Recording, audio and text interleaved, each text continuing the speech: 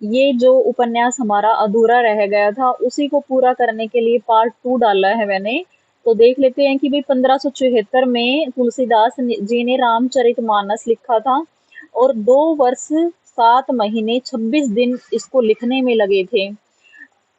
इसमें लेखक ने जो तुलसीदास का प्रेम प्रसंग है उस पर भी प्रकाश डाला है कि उनका आकर्षण कोतवाल की बेटी मोहिनी से भी था और एक काशी की वेश्या के प्रति भी उनका प्रेम था। इनके गुरु से सनातन थे। नर हरिदास इनके अभिभावक और गुरु हैं। पार्वती मुनिया की सास है। राम बोला को पाला था इन्होंने।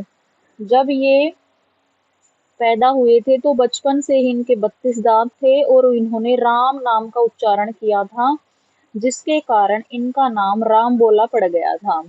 अशुभ मुहूर्त में पैदा होने के कारण इनके पिताजी ने मुनिया नाम की जो दासी है उसको सौंप दिया था। तो मुनिया दासी की सास ने इनको पाला था जिनका नाम था पार्वती अम्मा। आत्माराम दुबे इनके पिता थे और ज्योतिषी भी। रत्नावली इनकी पढ़ी लिखी पत्नी है। माता का नाम हुलसी है। संत बेनी माधव दास मूल गोसाई चरित के लेखक हैं और इनके मित्र भी हैं। कैलाश भी इनके मित्र हैं। रामू और रामकली इनके सेवक हैं। आगे देखते हैं। गंगेश्वर तुलसी का साला है और यह चिढ़ता है इनसे, क्योंकि जो ज्यादा प्रसिद्ध हो जाता है तो उससे ईर्ष्या करने वाले भी उतने ही ज्यादा पैदा हो जाते हैं। राम ने एक दिन आकर विनय पत्रिका पर हस्ताक्षर किए। यह मानना तुलसीदास जी का है। जानलेवा बीमारी गिल्टिया निकलना जैसी महामारी फैल गई थी। उस समय तुलसीदास जी ने लोगों का इलाज किया था अपने आध्यात्मिक स्तर पर। कवितावली में कलिकाल की चर्चा की गई है। विश्वनाथ जी का मंदिर उस समय निर्माणाधीन था। कवितावली और विनय पत्रिका को खास तौर पर पढ़ा गया था लेखक द्वारा जब वो मानस का हंस लिख रहे थे उस टाइम पे। उनसे ईर्ष्या करने वालों की कमी नहीं थी।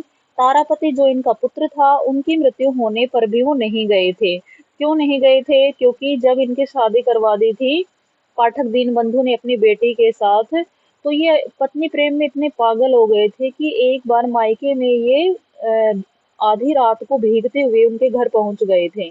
तब इनकी पत्नी रत्नावली ने इनको दुत्कारा था कि मेरे अंदर क्या है, हाड़ मास है और उसके पीछे तुमने इतनी लगन लगाई है। यदि यही लगन तुमने राम नाम में लगाई होती तो तुम्हारा जीवन तर जाता।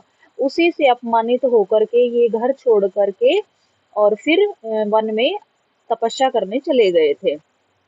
तब वहां उनको पता चलता है कि उनके जो पुत्र हैं तारापति उनकी मृत्यु हो चुकी है, लेकिन फिर भी वो घर नहीं जाते हैं।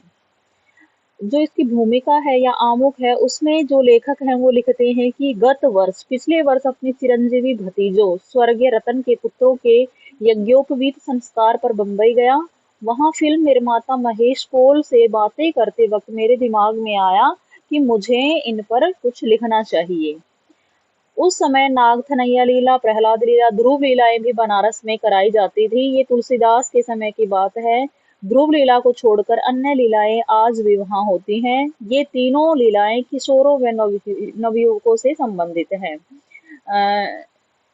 ये प्रश्न भी पूछा गया था अब की बार हरियाणा असिस्टेंट प्रोफेसर के अंतर्गत कि कौन सी लीला अब नहीं करवाई जाती है, तो जो ध्रुव लीला है वो नहीं करवाई जाती है। वट वृक्ष में शिव के दर्शन होते हैं। मधुसूदन सरस्वती का कथन का आनंद लेते हैं। तुलसी के सिर पर हाथ रखते हैं। मंत्रमुग्ध होकर के इनके सिर पर हाथ रखते हैं, इनको आशीर्वाद देते हैं। तो इसी के साथ ही इम्पोर्टेंट जो नोट्स थे, तथ्य थे, मैंने आपको प्रामाणिकता के साथ लिखवा दिए हैं। आशा करती हूँ जानकारी आपको अच्छी लगी होगी। धन्यवाद।